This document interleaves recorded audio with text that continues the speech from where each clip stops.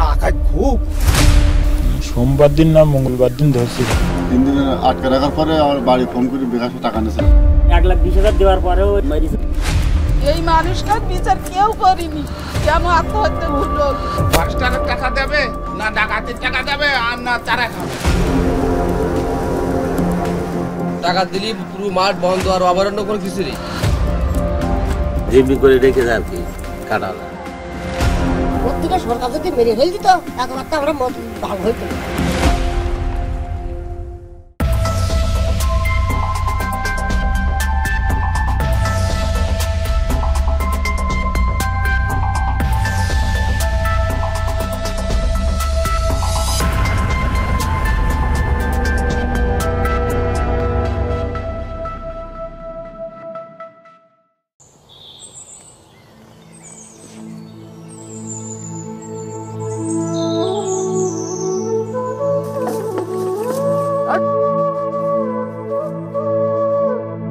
বাংলাদেশের গ্রাম থেকে শহর,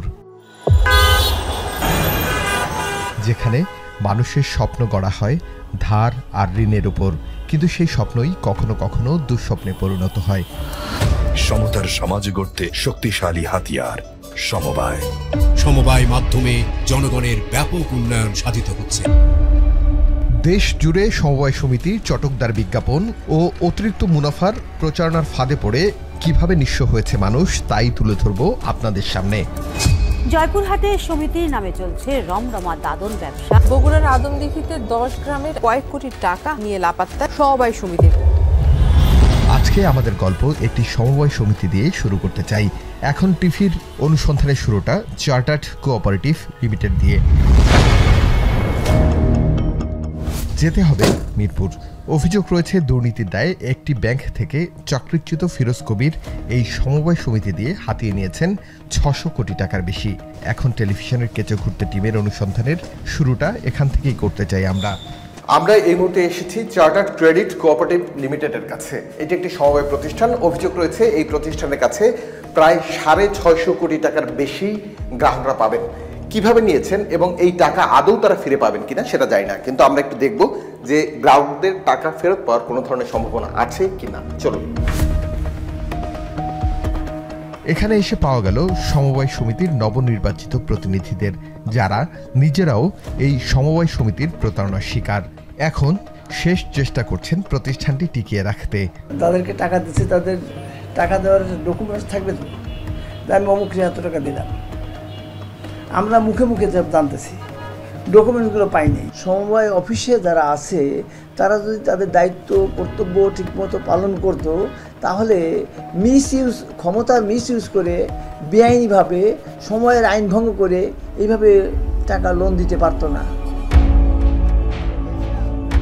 কিভাবে শূন্য হয়েছে চার্টার্ড কোঅপারেটিভ লিমিটেডের অ্যাকাউন্ট, সে গল্প শোনালেন এখানে প্রায় 20 বছর কর্মরতরাই। তারাও প্রতারণার শিকার হয়েছেন, হারিয়েছেন নিজের ও আত্মীয়ের জমানো টাকা।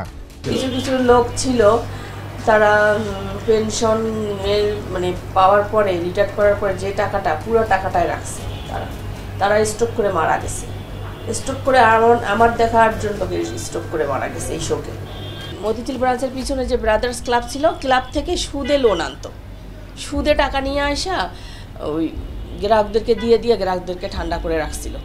যখনই বনানী ব্রাঞ্চটা বিক্রি হয়ে গেছে, টাকা সব তারা আগেই আইসা অস্ত্র ধইরা ঠেকায় টাকা নিয়ে আনিছে। ডিপোজিট আনলে আমাদের একটা বেনিফিটকে আমাদের একটু সুবিধা দিত, হয়তো একটু বেতনটা বাড়াই দিত, আমরা 2% একটা কমিশন পাইতাম। এই জন্য, কারণ আমাদের বেতন কম ছিল, ওইভাবে আমরা টাকা আনতাম।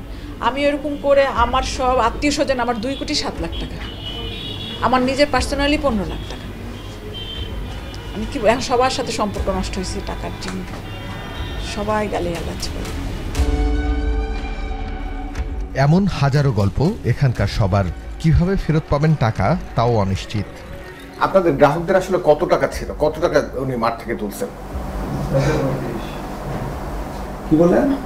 635 কোটি টাকা। না না, তারও বেশি, 635 কোটি টাকার থেকেও বেশি, জানেন না? কারণ এগুলি আপনি জানেন যে এটা হচ্ছে সুদি ব্যবসা প্রতিষ্ঠান। ইন্টারেস্ট হয়ে হয়ে হয়ে হয়ে বেড়ে যায় আর কি। 100 টাকা নিলে 5 বছর পরে তো 100 টাকা থাকে না, তো সেইরকমভাবে এই যে কয়েকশো কোটি টাকার সে তছরুপ করছে। তবুও সময় করে পাওনাদারদের অনেকে আসেন এখানে, টাকার খোঁজে কাটান জীবনের শেষ সময়। ৬৭ লক্ষ টাকা ওখানে আছে, আর আমার মেয়ের আছে 7 লাখ টাকা। আমার যে মেয়ে এখন লন্ডনে থাকে ওর 7 লাখ, ওরকম কিছু জমানো টাকা ছিল। এই টোটাল টাকাটা আমি ওদের কাছে রাখছিলাম। 17 সালে এসে আমি হজে যাবো, সেই সময় টাকা চাইলাম। প্রথম অবিশ্বাস কোথার থেকে শুরু হলো। আমরা ওয়াইফ হাজব্যান্ড দুজন যাবো হজে, প্রাথমিক টাকাটা জমা দিয়েছে। ওনার কাছে যাই, বললাম যে আপনি আমাকে মিনিমাম 5 লাখ টাকা দেন, এই আর টাকা দিতে পারেন না। অডিট রিপোর্টে এগুলি উল্লেখ করছে, অথচ অডিট রিপোর্টে এই অবজেকশন দেওয়ার দরকার ছিল। 5 লাখ টাকার উপরে ঋণ নিতে গেলে সমবায় অধিদপ্তরের অনুমোদন দরকার, কিন্তু কোনো অনুমোদন দেয়নি। আপনি কত বছর আগে এখানে টাকা দিচ্ছেন? আমি দিয়েছি 2011 সালে। 2011 সালে আমি এবং আমার ওয়াইফ, আমাদের দুজনেরই এখানে। আপনাদের কি পেনশনের টাকা ছিল? আমি রিটায়ার করার পরে, হ্যাঁ, আমার এই যা জীবনে আমার ওয়াইফের যা জীবনে সঞ্চয় করছিল, যা কিছু জমাইছিল টমাইছিল, সব এইখানে রাখা হয়েছিল। দেশের প্রায় 10,000 সমবায় সমিতির চিত্র প্রায় একই। সমবায় অধিদপ্তরের নজরদারির অভাবে এভাবে টাকা হাতিয়ে নিলেও নিশ্চুপ অনেকেই। এ তো গেল সমবায় সমিতির অতিরিক্ত মুনাফার লোভে হেরে যাওয়া মানুষের গল্প। এবার মহাজন ও সুদ ব্যবসায়ীদের গল্প শোনাবো আপনাদের। একসময় বাংলাদেশের নাগরিকদের মাছে ভাতে বাঙালি বলা হতো। এখন সেই মাছই মধ্যবিত্ত, নিম্ন মধ্যবিত্ত এবং নিম্নবিত্তের নাগালের বাইরে। কেন? সেই অনুসন্ধান করতে চায় এখন টেলিভিশনের কিছু করতে টিম। দেশের উপকূলীয় এলাকায় অন্ধকার এই অর্থনীতির বয়স কয়েকশো বছর, যেখানে পরিবারকে ঋণের জালে আটকে জন্ম নেয় নতুন শিশু। জন্ম থেকে মৃত্যু প্রতিটি ধাপেই মহাজন অথবা সুদ ব্যবসায়ীদের কাছে আটকে থাকে জীবনচক্র। এত এত ঋণের চক্র থাকলেও আমরা মৎস্যজীবীদের নিয়ে অনুসন্ধানের শুরুটা করতে চাই। আমাদের গন্তব্য বরগুনা জেলার পাথরঘাটা উপজেলায়। আমরা এখন এসেছি পাথরঘাটার মৎস্য অবতরণ কেন্দ্রে। এটি বাংলাদেশের মধ্যে দ্বিতীয় বৃহত্তম মৎস্য অবতরণ কেন্দ্র। আমরা দেখতে চাই এখানে যারা ব্যবসায়ী তারা কিভাবে ব্যবসা করেন এবং দাদন ব্যবসার আধিপত্য এখানে কতটুকু। চলুন। হাকডাক আর হৈহুল্লোড়ে এখানে প্রতিদিন ব্যস্ত থাকে সবাই।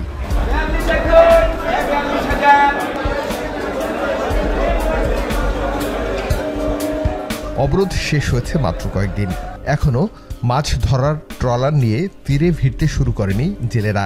তবে যারা সমুদ্রে যাওয়ার জন্য অপেক্ষা করছেন তাদের সাথে কথা বলতে চাই আমরা। প্রস্তুত হচ্ছে ট্রলার, চলছে শেষ মুহূর্তের কাজ। কয়েক ঘন্টার মধ্যেই মাছ ধরার যুদ্ধে যেতে হবে তাদের সমুদ্রে। ঋণের জালে এই মানুষগুলো আগেই আটকে আছেন। এদের মধ্যে কেউ কেউ দাদন নিয়েছেন 10,000, আবার কেউ নিয়েছেন 20,000। দাদন নিছেন? দাদন নিছি। কয় টাকা নিছেন? কার 20,000 আছে, কার 15,000 আছে, 30,000 আছে। পরিশোধ করতে পারছেন একবারও টাকা সব? কোনো বছর ভাড়া যায় আর কোনো বছর ভাড়া যায় না। আমরা মধ্যে থেকে মাছ ধরি, আমরা কিছু পাই না। খায় হচ্ছে চেয়ারম্যান মেম্বার, যারা নেতা, একটু দেখো মাথা ওষা টাকা পয়সা আছে তারাই খায় বসে বসে, কিন্তু আমরা কিছু পাই না। সব মিলে আমরা দিই কত 8 টাকা, কারণ আমরা দাদন নিছি কম। আপনার কাছ থেকে আমি লোন নিছি 20,000, তো 20,000-এর সুদ তো আপনি আমার কাছ থেকে নেবেন। যদি 40,000 নেই তাহলে ডবল নেবেন না। যেমন আরোদের থেকে দাদন যদি বেশি নেন কমিশন বেশি কাটবে। আপনাদের ব্যাংক সাপোর্ট করতে পারতো না? ব্যাংকে ফিশিং ট্রলারের ঋণ দেয় না। দাদনের টাকা এখানকার সবার নেয়া। এখানে দাদনের একটি চক্র রয়েছে। শুরুটা ঢাকার মাছ ব্যবসায়ী অথবা ঢাকার পাইকারি বিক্রেতার কাছ থেকে। এখান থেকে দাদন যায় স্থানীয় মাছের গদির মালিকের কাছে। গদির মালিক দাদন দেয় মাছ ধরার ট্রলার মালিকদের। ট্রলার মালিক দাদন দেয় বোটের মাঝিদের। মাঝি দাদন দেয় ট্রলারে থাকা মৎস্যজীবীদের। দাদনের কোনো হিসাব নাই। মনে করেন বড় বড় বোটে 10 লাখ 12 লাখ টাকা দাদন দেওয়া আছে। হাজারে মনে করেন 16 টাকা কমিশন পায়। এ জায়গায় আড়ত আছে কতগুলো? এখানে আড়ত আছে মেলাগুলো, আনুমানিক প্রায় 7খানা জায়গা। 100 আড়ত আছে। 100 আড়তদের মানুষজনের দাদন দেওয়া আছে কত কোটি টাকা আনুমানিক? তার কোনো হিসেব আছে আনুমানিক? আমাকে একটাই আছে মনে করেন প্রায় 90 লাখ টাকা আমার আড়তের কথা। ভাই কি করতেছেন?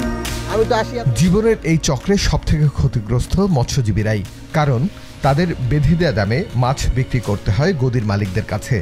আমার কোম্পানি আরবদের থেকে নিচ্ছে, আর ঘুরিয়ে আরবদের মাছ বিক্রি করতে হবে, বাইরে দিতে হইতো। বাইরে যদি বিক্রি করে তাহলে ওনারা কমিশন দিতে হবে। ওনার থেকে তাদের নিচে না, বাইরে যদি মাছ বিক্রি করে ওনারা কমিশন দিতে হবে। আমরা এই মুহূর্তে রয়েছি পাথরঘাটের মৎস্য অবতরণ কেন্দ্রে। এখানে যারা মৎস্যজীবী আছেন সবাই দাদনের সাথে যুক্ত এবং দাদন ছাড়া কোনো মৎস্যজীবী অথবা কোনো মাছ ধরার ট্রলার সমুদ্রে যান না। যখন সরকারের নির্দেশে বন্ধ থাকে মাছ ধরা, তখন তাদের জীবন আরও দুর্বিষহ। সরকারি সহায়তার চাল টাকা পাওয়ার কথা থাকলেও তা পৌঁছায় না জেলেদের আঙিনায়। আমাদেরকে জেলের জন্য বছরে 5 বার বরাদ্দ আসে একটা জেলের জন্য, যারা কাট করছে তাদের জন্য, কিন্তু কেউ একবার পায় আর কি 4 বারের খবর থাকে। 4000 মানুষের কাট হচ্ছে এই ওয়ার্ডের মধ্যে। হ্যাঁ, এখন কাট আমরা পাইতেছি 200 কাট। হ্যাঁ, তো 200 কাটের চাল কি আপনাকে 4000 মানুষের আমরা দিতে পারবো? তাই আপনি করে মনে করেন ভাগযোগ করে এই দফায় দফায় দেবো, মনে করেন এইবার পরে ভাইতো না, পরে যে ভাই এরকম করতে হতে কেউ হলে একবার দুবার পাইছে, আর কেউ টোটালে পায় না। সরকার পদত্যাগের পরে চাল পাইলে কালকে ধরনা 80 কেজি করে চাউল হয়েছে, কালকে 12 কেজি করে চাউল দিচ্ছে আমাকে। এবার একটু গদির মালিকদের সাথে কথা বলতে চাই আমরা। খাতায় লেখা শত শত জেলেদের নাম, যাদের দাদন দিয়েছেন এই মাছের গদির মালিক। সবাই দাদন দেয়? কম বেশি সবাই দাদন না, দাদন ছাড়া ব্যবসা হয় না। কেন, কারণ কি? কারণ জেলেদের যে পরিমাণে সামর্থ্য আছে তা দিয়ে এই মাছের ব্যবসা হয় না। কতজন জেলে আছে আপনাদের এই গদির আন্ডারে? আনুমানিক কত 50-60 জন জেলে। 60 জন।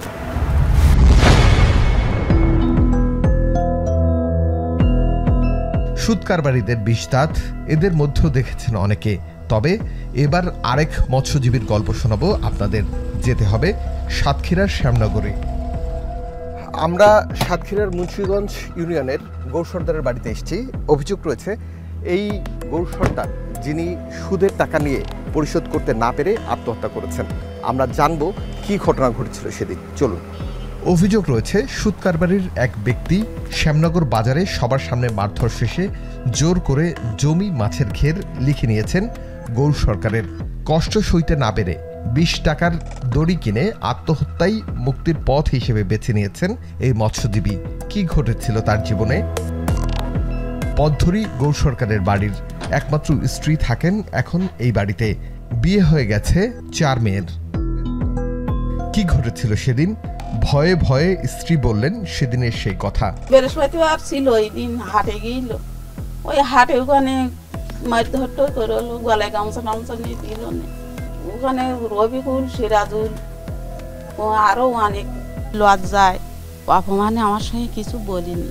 এই বিদায় সেই মানুষটা নিজে আত্মহত্যা করেছে। আমি একরকম ভিক্ষি করে খাই, আমি জায়গা জমি টমি কিছু আমাদের রেখে যাইছি। এই মানুষটার বিচার কেউ করিনি যে কেন আত্মহত্যা হলো, কি কারণ। একটিমাত্র ছবি আঁকড়ে ধরে এখন কান্নাই যার সম্বল। হতদরিদ্র এই পরিবারের পাশে কেউ দাঁড়ায়নি। আইন শৃঙ্খলা বাহিনী পোস্টমর্টেম করেই দায়িত্ব সেরেছেন। গৌর সরকারকে আত্মহত্যায় প্ররোচনা কে দিয়েছিল, খোঁজেননি তারও উত্তর। মাইয়া মানুষ বলি আমি কারোর সঙ্গে কিছু বলি না। গেছে আমার স্বামী গেছে, যাক, শেষে আমার ওপরে একটা জোর জুলুম করবে সেই বিদায় আমি কারো কিছু বলিনি, কারোর সঙ্গে কিছু কইনি। সুদ কারবারি সিরাজুলের কাছ থেকে টাকা ধার নিয়েছিলেন গৌর সর্দার। টাকা দিতে দেরি হয় সিরাজুল লিখে নেন তার মাছের ঘের। যারা নিয়েছে তারাই খাচ্ছে। কারা নিয়েছে? ওই ঘের তারা খাচ্ছে। মৌহালি গোড়ায় 7-8 আছে, ওই ঘের ওরা হারিতে গেছে।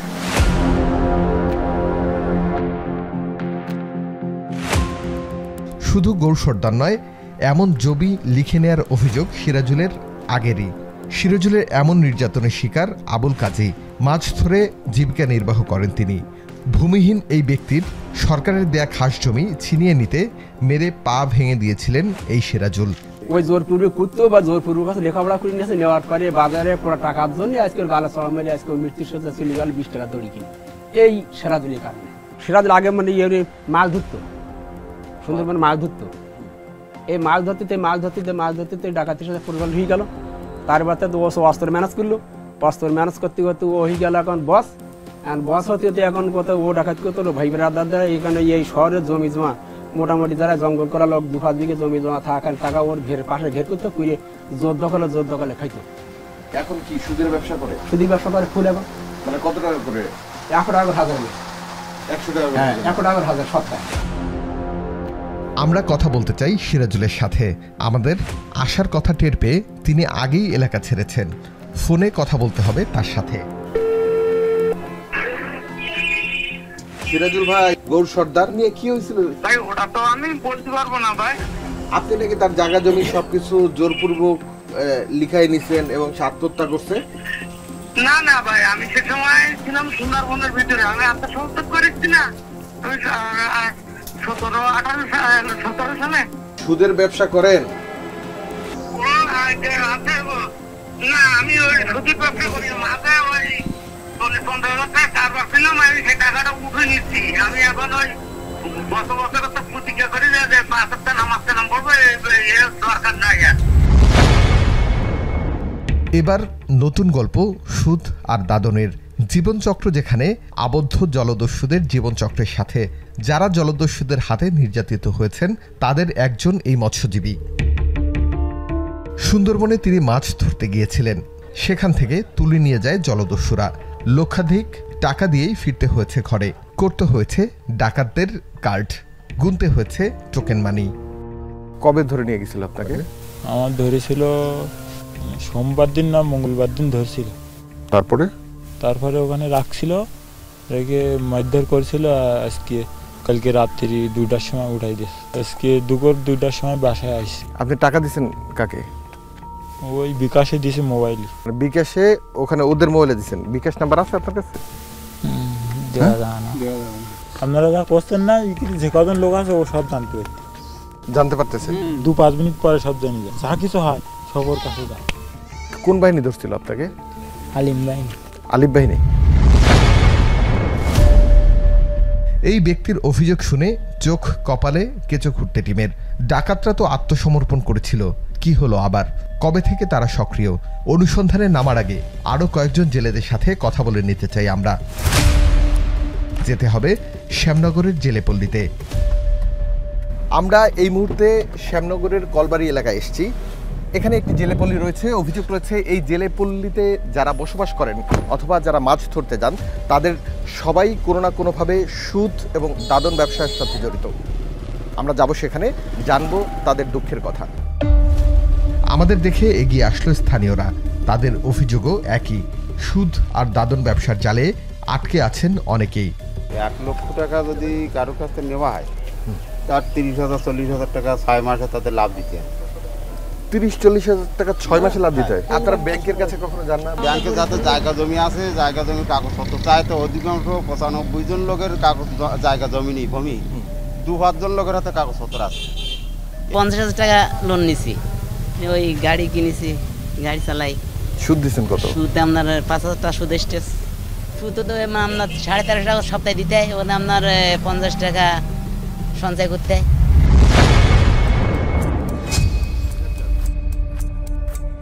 জেলেপল্লীর ভেতরে যেতেই ভূমিহীন এই মানুষগুলোর জীবনচক্র চোখে পড়ল আমাদের। এখানে নুন আনতে পান্তা ফুরোয় এই পল্লীর মানুষদের। দাদনের জালে বছরের পর বছর পার করেও মুক্তি মেলে না ঋণের হাত থেকে। মাছ ধরে যতটুকু আয় তারও একটা বড় অংশ দিয়ে দিতে হয় গদির মালিকদের। কাটার থেকে টাকা নেবো, আমাদের কমিশন দিতে হয়, টাকার কমিশন দিতে হয়। হয়তো দেখা যাচ্ছে যে মাছটা বিক্রি হয় 200 টাকা, সেই মাছটা দেবে তোমার 20 টাকা কম। সপ্তাহে মানে 200 টাকা হাজারে। আর মাসে যদি নেন তা মাসে দিতে হবে তোমার 150 টাকা হাজারে। তবে 5,000 নিলে হয়তো দেখা যাচ্ছে সপ্তাহে নেট গেলে হয়তো 1,000 টাকা দেবে, 200 টাকা সপ্তাহে দিতে। এই যে জালটার দাম আছে 30,000 টাকা, তা লোকের কাছে সুদের টাকা নিয়ে আমি করেছি। এবার এই জালের টাকা আস্তে আস্তে এতে কামাই করবো আর তাদের টাকা পরিশোধ করবো। এখন পর্যন্ত পরিশোধ হয়েছে না। 30,000 সুদ দিতেছেন কত করে? ওই মাসের কমিশনের দিক থেকে কেটে নেয়।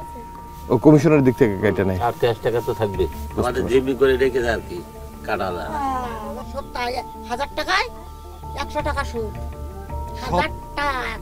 তারপর ওই যে সুদের টাকা ওই 4 আনা 2 আনা দিয়ে যেই সেই 2000 হবে, সেই ওই 2000 টাকা ব্যাট দে আর ওই সেই সুদের টাকা ব্যাট দে শোধ করতে। এই ছাড়া আমার গার কোনো উপায় নেই। তা আমার গা ওর থেকে সরকার যদি মেরে ফেল দিত একবার তো আমরা ভালো হইতো। এই সারাদিন বেরেন হাতি দিয়েছি, হাত পাগুনো আছে দেখো কি অবস্থা, এর থেকে মরণ ভালো না। নিম্ন আয়ের এই জেলেদের জীবন দারিদ্রতার বৃত্তে ঘুরপাক খায়। অচল অসার হয় শরীর, তবুও কাটে না ঋণের বোঝা। জঙ্গলে দিছি ওরা আজকে 2000 হয়েছে, 1000 শোধ করলাম, 1000 পাস খরচ দে খাওয়া দাওয়া করলাম, 1000 টাকা শোধ করলাম। মানে এটা প্রজন্মের পর প্রজন্ম চলতেছে। ধরো আমার বাপ দাদা এখন বুড়ো হয়ে গেছে, আমরা এখন সেই দাদন নিচ্ছি। বাপ দাদা তো আর দেবে না, দাদন বুড়ো হয়ে গেছে, তাদেরকে আর দেবে না, চলতে দেখতে না। তখন আমার কাছে নিতে হবে না, আমার কাছে সঙ্গে চালাতে হবে। বাংলাদেশের দক্ষিণে বিশাল বনভূমি সুন্দরবন, বিশ্বের সবচেয়ে বড় ম্যানগ্রোভ অরণ্য, বাঘ, নদী আর নোনা জলের রাজ্য। কিন্তু আজ এই বন, এই নদী আবারও ভয় আর সন্ত্রাসের রাজত্বে ঢেকে যাচ্ছে। দস্যুরা ফিরে এসেছে আর তাদের ছায়ায় বেড়ে উঠছে নতুন এক অর্থনীতি।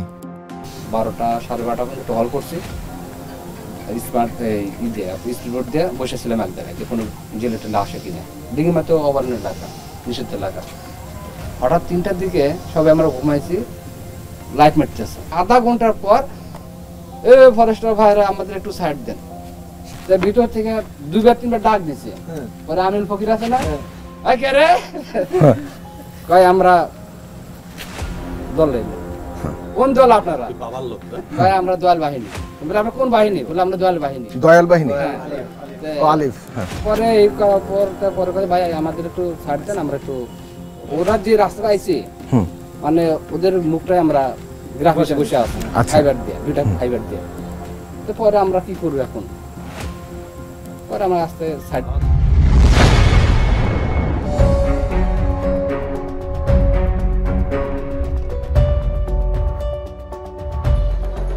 এই অর্থনীতির সুতো মহাজনদের হাতে। আমরা একটু ঘুরে দেখতে চাই সেই মহাজনদের ব্যবসা প্রতিষ্ঠান। ছোট টিনের চালে ঘেরা দোকান। একজন হিসেব করছেন জেলেদের নিয়ে আসা মাছ বিক্রির টাকা। কেমন বেচা কিনা হচ্ছে? ওই এখন তো ভাটিকা তো, এই জন্য একটু কম আছে। একটু কম আছে। বড় গনমুখের সময় ওই সময়টা যে মাছটা ভালো পাওয়া যায়। এমনিতে ডাকাত, ডাকাতের প্রভাব একটু বেশি আছে। এখন নতুন আসছে।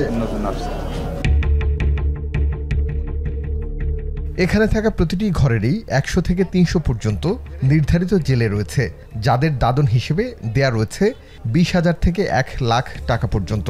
আর ডাকাতের খপ্পরে পড়লে তো কথাই নেই, চড়া সুদে নিতে হয় টাকা।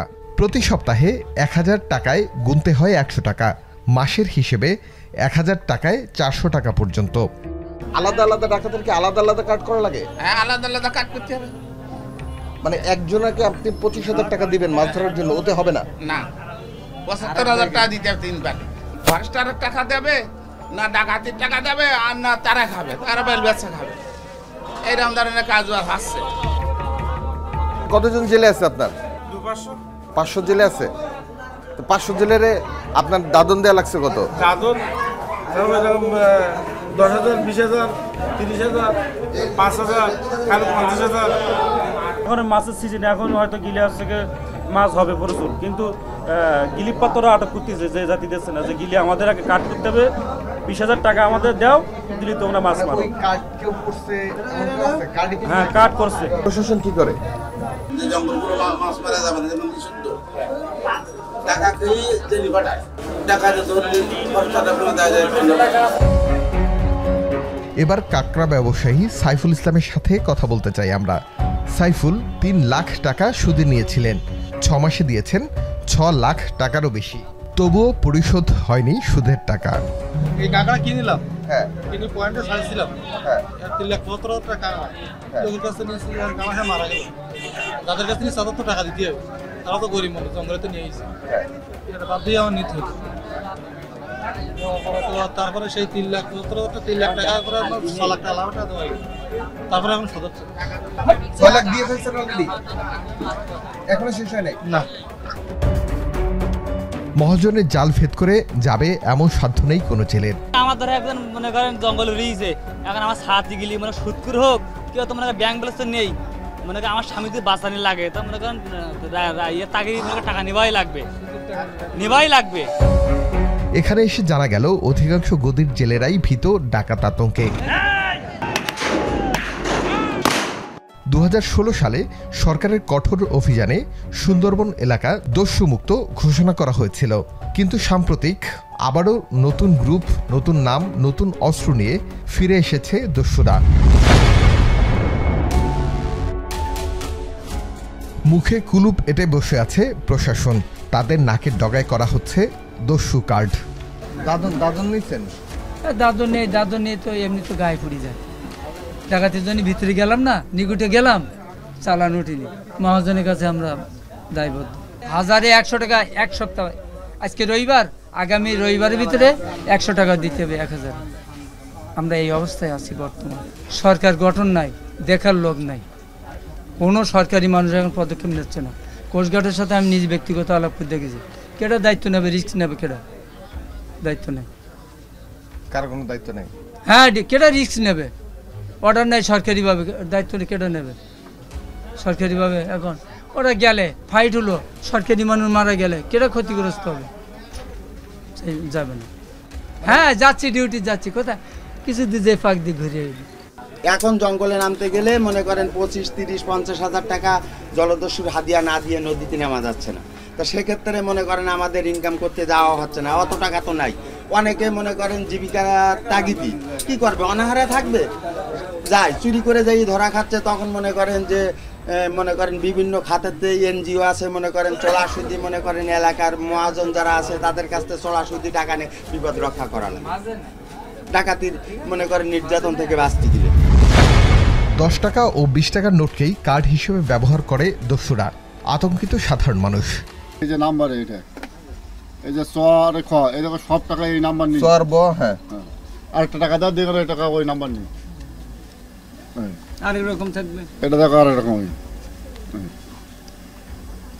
এই যে নাম্বার ভিন্ন, এই নাম্বার দিয়ে দেবে, একটু খাতায় নাম্বার টোকা থাকবে, ওই 10 টাকার নোট দেবে। মানে 10 টাকার নোটে এই যে নাম্বারগুলো, এই নাম্বারগুলো ওখানে থাকলে এন্ট্রি করা থাকবে, খাতায় এন্ট্রি করা থাকবে।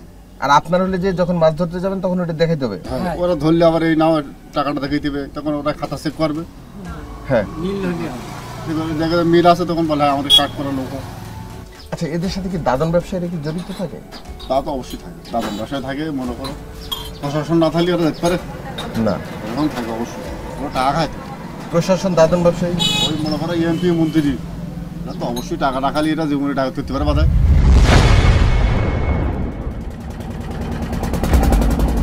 এবার আমাদের গন্তব্য গাবুরা ইউনিয়নে। এই ইউনিয়নের 48,000 মানুষের বাস, অধিকাংশই জেলে।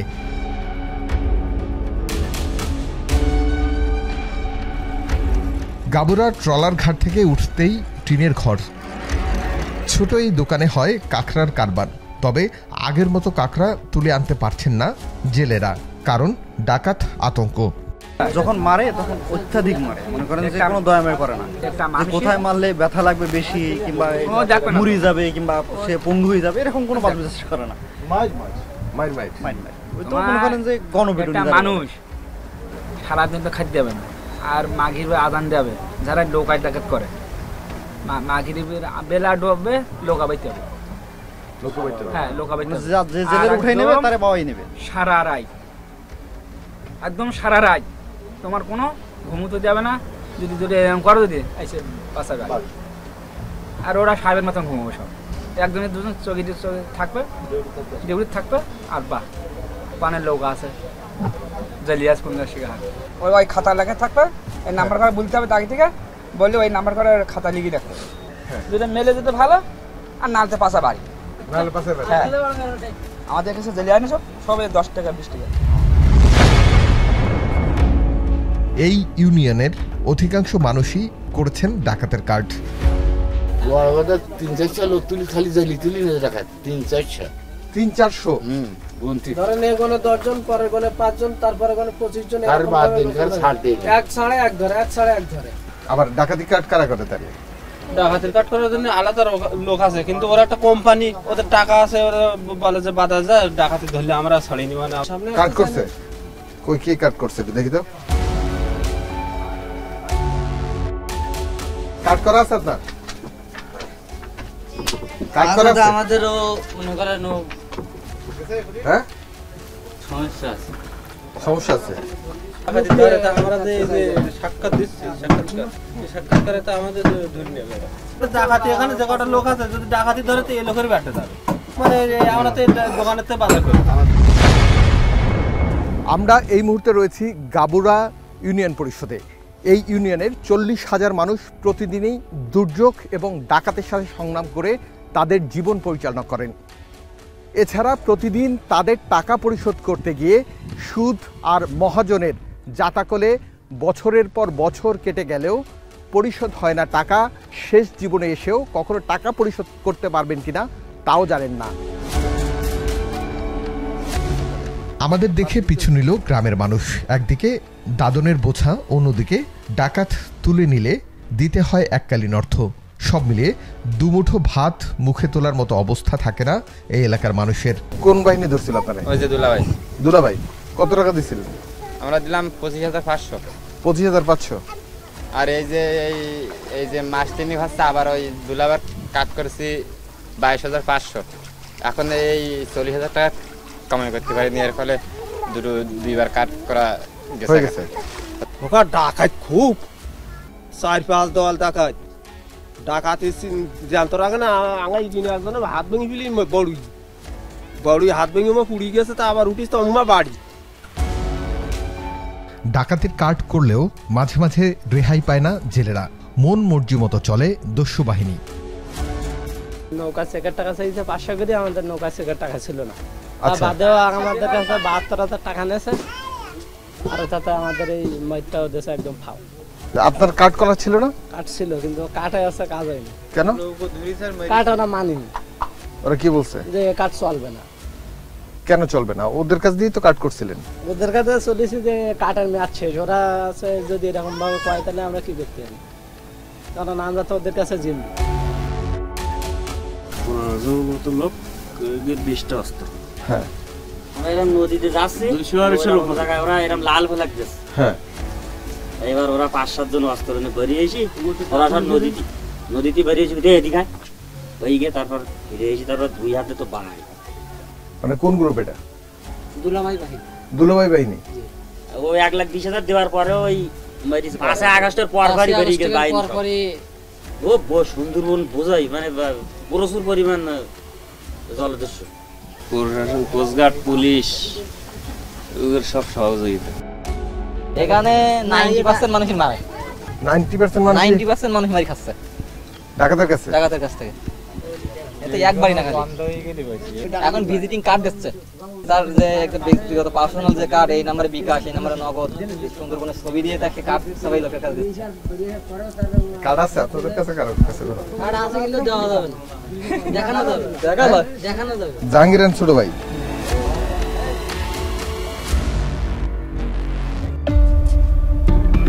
জেলেদের এমন পরিস্থিতির উত্তরণে গাবুরা ইউনিয়ন পরিষদে এসেছিলেন সাতক্ষীরার ডিসি, এসপি ও যৌথ বাহিনীর সদস্যরা। তাদের কাছে জেলেরা অভিযোগ করেছিলেন ডাকাতদের নিয়ে। আমরা এখানে একটা মিটিং করেছিলেন, জনগণের সাথে সবার সাথে আলোচনা করেছিলেন। সেই আলোচনায় বিশেষ করে উঠে আসছিল যে সুন্দরবনের ডাকাতি। আপনাদের এই মিটিংটা হওয়ার পর ডাকাত চক্র নাকি এই মিটিং এর ছবি দেখিয়ে আপনাদের নির্দিষ্ট কিছু ইউনিয়নে তারা রেট বাড়িয়ে দিয়েছে এবং যাকে দেখছে তাকে মারধর করছে। এটা কি আসলে কতটুকু সত্য? এটা সত্য যে তাদেরকে টাকা পয়সা তো আরো বাড়িয়ে দিয়েছে, টাকা পয়সার যে নির্দিষ্ট একটা নিত, তারপরে এই কিছু এলাকার মানুষের কাছ থেকে টাকাটা বেশি করে নিচ্ছে আর মারধর দিচ্ছে, এবং ওই ছবি রেফারেন্স এবং এখানে যে মিটিং হয়েছে এখানে এই রেফারেন্স দিয়ে তাদেরকে মারধর করা হচ্ছে। কত টাকা কোম্পানির মাধ্যমে হাতিয়ে নিচ্ছে ডাকাত চক্র, সেই হিসেব করার আগে কোম্পানি হিসেবে পরিচিত ব্যক্তিদের কথা জানবো। মূল গডফাদার হলো কোম্পানি, যে বিভিন্ন সুন্দরবনের সাথে যারা বিভিন্নভাবে ব্যবসায় জড়িত আছে, বিভিন্ন কোম্পানির মাধ্যমে এই কার্ডগুলো দেয়া হয়। এই কোম্পানি কারা? এই কোম্পানি যেমন আপনার গাবুরার ওয়াইন কোম্পানি আছে, পাতাখালীর আপনার আবু সালে কোম্পানি আছে, কয়রার কামরুল কোম্পানি আছে, বুড়ি কলোনির হোসেন কোম্পানি আছে, বুড়ি কলোনির কানা শহীদুল, এই সুন্দরবনের আপনার ট্যাংরাখালী ভেটখালীর এ সাইডেও আরও নাম না জানা অনেক কোম্পানি এর সাথে সম্পৃক্ত জড়িত আছে, যারা মনে করেন যে প্রতিনিয়ত ডাকাতের বাজার দেয়া, অস্ত্রগুলি দেয়া, লোক ডাকাত সুন্দরবন থেকে ওপরে ওঠানো, আবার ওপর থেকে সুন্দরবনে নামানো, কোথায় ডাকাতির সহযোগী এরাই সব সুন্দরবনের ব্যবসায়ীরা, এরাই ডাকাতির সহযোগী। কত টাকা আয় তাদের, সে প্রশ্নের উত্তর দিলেন এই ব্যক্তি। বিকাশের মাধ্যমে এই টাকাগুলো লেনদেন হচ্ছে। প্রশাসন চাইলে বিকাশ থাবা দিয়ে ধরতে পারে। হ্যাঁ, ধরতে পারে। পারে না? প্রশাসন চাইলে যে এত টাকা একটা নাম্বার থেকে এত টাকা লেনদেন, এত টাকা লেনদেন, প্রশাসন চাইলে তো পারে না? বছরে হ্যাঁ, এই যে জেলেরা কত কোটি টাকা হলে যে ডাকাতদের দেয়, অথবা যে এই কোম্পানিরা আয় করে নেয় ডাকাতদের ইউজ করে, ব্যবহার করে এই সুদের ব্যবসা, মহাজনী ব্যবসা। সুন্দরবনে যেভাবে বর্তমানে যেভাবে মুক্তিপণ আদায় করা হচ্ছে, তো বাংলাদেশ মনে করেন যে ওরকম 10টা পদ্মা সেতু করা যাবে। এই সুদের টাকা আসলে দস্যুদেরই। তারা এখন বন্দুকের সাথে ক্যালকুলেটর হাতে নিয়েছেন। মুক্তিপণের টাকা জেলেদের ফেরত দিতে হয় সুদে সুদে। তাহলে গভর্নমেন্ট এগুলো জানে না? গভর্নমেন্ট জানে, গভর্নমেন্টের আপনার নাকের টোকা দিয়ে হচ্ছে সবকিছু। জায়গা বিছে, কেউ ঘর বিছে, কেউ গরু ছাগল বিছে, কেউ সমিতিতে ঋণ করে, কেউ সুদের টাকা, কেউ এই মহাজনদের কাছ থেকে সুদের টাকা নিয়ে এই মুক্তিপণ দিয়ে ফিরে আসছে। আত্মসমর্পণের পর কেন আবার দস্যুরা ফিরলেন সুন্দরবনে, এমন প্রশ্ন নিয়ে আমরা হাজির হয়েছিলাম আলিফ বাহিনীর প্রধানের কাছে, কিন্তু তিনি আমাদের সাথে দেখা করতে রাজি হননি। ফোনে বললেন যেই কথা বলে সরকার তাদের আত্মসমর্পণ করিয়েছিলেন সেই কথা রাখেনি কেউ। যে সময় স্যালেন্ডার করলাম, স্যালেন্ডার করার পরে আসলে আমরা যে অপরাধ কাজ করি তার কোনো সাক্ষী শপথ এবং প্রমাণ প্রুফ থাকে না, এটা আপনারাও জানতেন এবং জানেন। তার ভিতরে মৌখিক এবং ভালো মন্দের মুখের ভিতরে আপনি একজন, অসীমুল হাকিম একজন, মেজর আদনান একজন, এরা জানতো যে না আমি এদের কাছে টাকা পয়সা করে রাখছি, কারণ আমার তো ব্যাংক ব্যালেন্স ছিল না। সেই সূত্রে কিছু টাকা এবং দেয়া হয়েছিল। এবং স্বর্ণকারের নাম হচ্ছে শুভ জুয়েলার্স। দারিদ্রতার দুষ্টচক্র কাটবে কবে এই মানুষদের? অর্থ আর কত ভোগাবে এই নিম্নবিত্তদের? আমাদের সবচেয়ে বড় এনজিও ধরেন ব্রাক, গ্রামীণ ব্যাংক, তারপর প্রশিক্ষা, আশা, এই যে এনজিওগুলো যখন আসছে, তার আগে আমাদের দেশে কি ছিল? সে ব্রিটিশ আমল থেকে দেখে আসি, তখন সুদের ব্যবসা, মানে মহাজনী ব্যবসা ছিল। মহাজনী ব্যবসা স্টিল চলমান, কিন্তু মাইক্রো ক্রেডিট আপনার আগে আমরা বলতাম যে বাংলাদেশের মানুষ খেতে পায় না, হয়তো সারা বাংলাদেশের মানুষ এখন দিনে একবার হলেও ভাত খায়। আগে এক সময় না খেয়ে মানুষ ফ্যান খাইছে, এরা 30 বছর আগে এরাও ফ্যান খাইছে, কিন্তু এখন এরা দিনে 3 বার ভাত খায়। আপনি হয়তো দেখছেন স্বাভাবিক দৃষ্টি দিয়ে যে ভাত খাচ্ছে, তার ক্রয় ক্ষমতা বাড়ছে, কিন্তু সে দারিদ্রতার সার্কেল থেকে বেরোতে পারছে কিনা এটা কিন্তু আমরা মেজার করতেছি না। They were poverty trap, now they are credit trap. ভয়ে আতঙ্কিত জেলেরা মুখ খোলে না আইন শৃঙ্খলা বাহিনীর কাছেও, কারণ বিচার পাওয়ার আশা খুবই ক্ষীণ। আমরা অভিযোগ পাচ্ছি যে এরকম অভিযোগ আসতেছে যে কিছু কিছু জায়গায় অথবা জেলে ধরে নিয়ে গিয়েছে, কিন্তু এখানে সবচেয়ে মেইন যে প্রবলেমটা আমরা ফেস করি যে ডেটার ইন্টিগ্রিটিটা। সো আমাদের অ্যাকচুয়ালি যে ইনফরমেশনগুলো পাই ওগুলো কোনোটাই বস্তুনিষ্ঠ হয় না আমরা যখন অনগ্রাউন্ডে যাই, এবং অ্যাট দি সেম টাইম তারা একটা বেনিফিট ইউজ করে যে লোকাল কিছু লোকজন তাদের সাথে এনক্লায়েন্ট থাকে। সো আপনি যদি যান তখন দেখবেন যে অনেকগুলো বোট আছে হয়তো বা তারা ফিশিংয়ের নাম করে দেয়ার মনিটরিং আস। সো এইটার ক্ষেত্রে আমাদের যে কোনো মুভমেন্টই আমরা যতই এটাকে সিক্রেটলি করার চেষ্টা করি এটা চলে আসে। মেইনলি আমরা যেটা ফেস করি আমরা অ্যাপ্রোপ্রিয়েটলি ইনফরমেশন পাই না। এটা একটা কারণ হতে পারে, হয়তোবা তারা থ্রেটের কারণে দেয় না, অর তারা হয়তোবা তাদের কাছ থেকে বেনিফিট। দস্যুদের দখলে মহাজনের সুদের রাজত্ব, এই অন্ধচক্র ভাঙবে কবে? সুন্দরবন কি আবার ফিরবে তার আগের শান্তরূপে? উত্তর খুঁজছে এখনো মানুষ। নদীর প্রতিটি ঢেউ, প্রতিটি নিঃশ্বাস, এমন হাজারো ঘটনার পেছনের ঘটনা তুলে আনতে পাশে থাকবে এখন টেলিভিশনের কেঁচো খুঁড়তে টিম। আপনাদের একটু তথ্য, একটু সাহস মূল উৎপাটন করতে পারে দুর্নীতির।